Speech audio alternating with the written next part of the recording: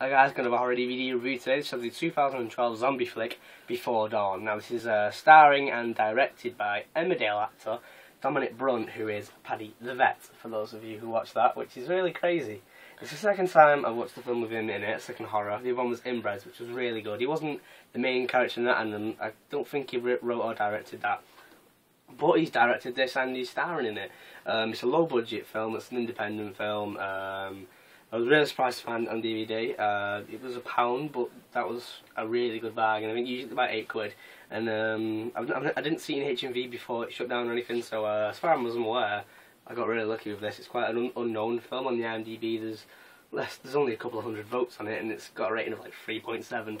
But before, like, I was kind of looking forward to this film because in Inbreds it was a really good British horror film, and I was so surprised. And you know, with this being Dominic in it again, like he's a self-confessed horror fanatic. Like he goes to Leeds horror festivals and he's a zombie fanatic and stuff like that. I was expecting this to be a really enjoyable kind of indie gem, but I was quite disappointed in the end.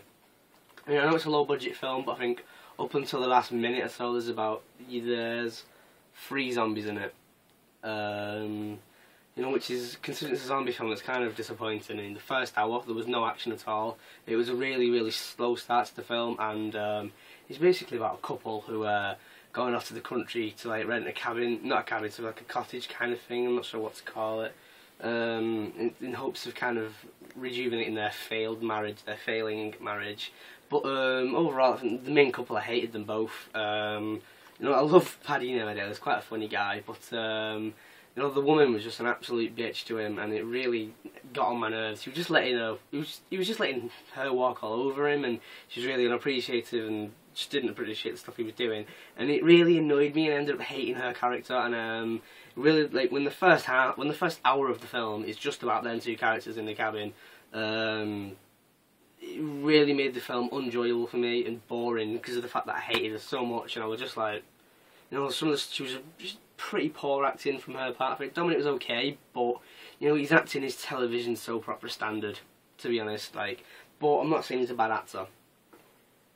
You know, the directing was pretty good. It was pretty well directed. Like, the cinematography, as it does say on the back, actually, stunning cinematography. I'd say the cinematography, the camera work in it, like the way it was just shot, was pretty good. There was some cool ideas, nice camera movement in there, and you know that can only keep you interested in the film for so long. I mean, soon, like the storyline itself was the film. It just didn't have enough action in it for me.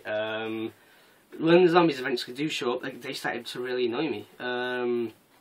There's an initial chase scene, and the zombies are fast-moving zombies, so we're talking 28 days later kind of thing. The effects on the zombies actually were really good. The eyes, I loved their eyes, were like pure red, and like black pupils were just pure red, and it was really good. Like there was plenty of violence, and the violence effects were pretty cool. Like, you've seen the zombie rip people's guts out and severed hands and stuff like that. So the effects were pretty cool, but that's one of the only positives what this film has to offer. As the zombies become annoying, like they're like wild animals, like the growl and the snarling, but you can tell that it's kind of a voiceover, like it's dubbed, and it was just getting on my nerves because like you couldn't hear the sounds of the scurrying, like, because it was just a track of a constant. It seemed to repeat itself like a 5-second clip of a snarling zombie for about 10 minutes over and over again. It got really annoying in my head. And the next zombie attack was inside like a garage, and again it went on for really long, and it was really boring because with there only being 2 main characters, it never really felt like they was in danger of getting bit, and I was just like, okay, hurry up and kill it, because he was just running around a car in a garage for like 5 minutes.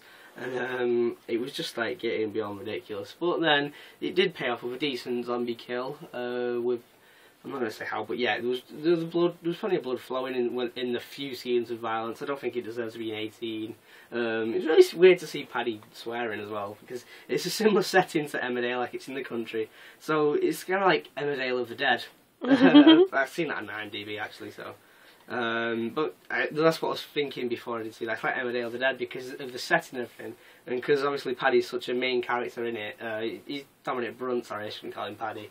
Because Dominic Brunt's character is such a long-standing Emmerdale character, you kind of associate him, and he is typecast.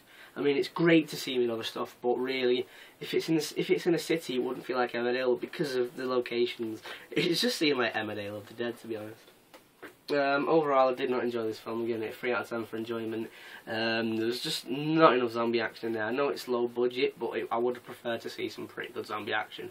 Have you got a rating as well? 3.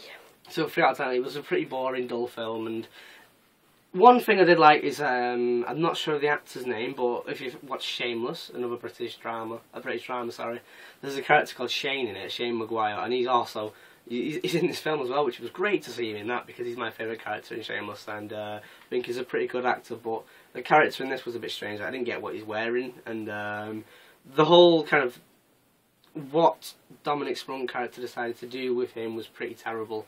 I don't want to spoil it, but I think it was stupid, it was ridiculous. It was a nice idea, but if it was executed better, I think it would have been better and more effective and shocking, but it was too predictable throughout. And you'll know what I mean when I watch it. I don't want to spoil it for you, so yeah.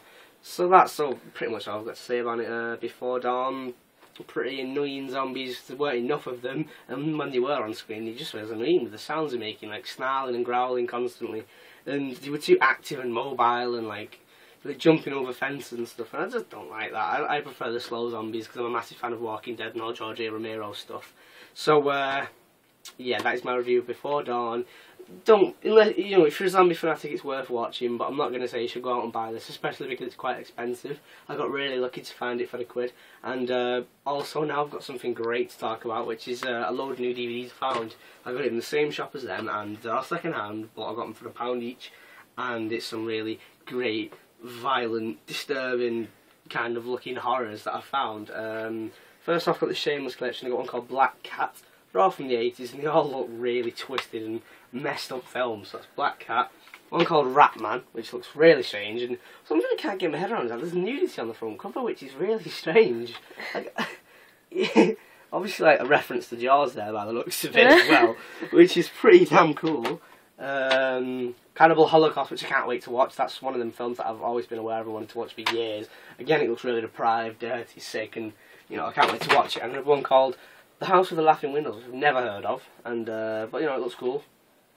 And then it's the Arrow kind of collection. The Devil's Kiss, Island of Death, which again you can tell by the cover looks really messed up and just deprived and really brutal. Street Trash as well, just looks just as awesome. I mean, these all come with massive booklets and posters and really cool things like that. Martin, which I might have shown you before, I got that was like £15 on Amazon, but I got it for £1. Slaughter High, which has a brilliant title, and I love the artwork for them all as well. The artwork's all brilliant. House by the Cemetery, and the Spindle Syndrome, if that's pronounced correctly. And it's like I'm saying, they all have really brilliant stuff in, like posters. Like there we go, some boobs. But that opens up to a really good artwork on all of them as well. And you get a booklet with them all as well, which is really cool. Like I've not read any of them, but I'm guessing it just provides extra information to the films, and that's a really good purchase in my eyes. I think on Amazon it would come to around £100 for all them, but it cost me just £10. So that's my new DVD purchases, and I'm really made up with that. So thank you for watching, and please subscribe, and I'll keep posting the videos.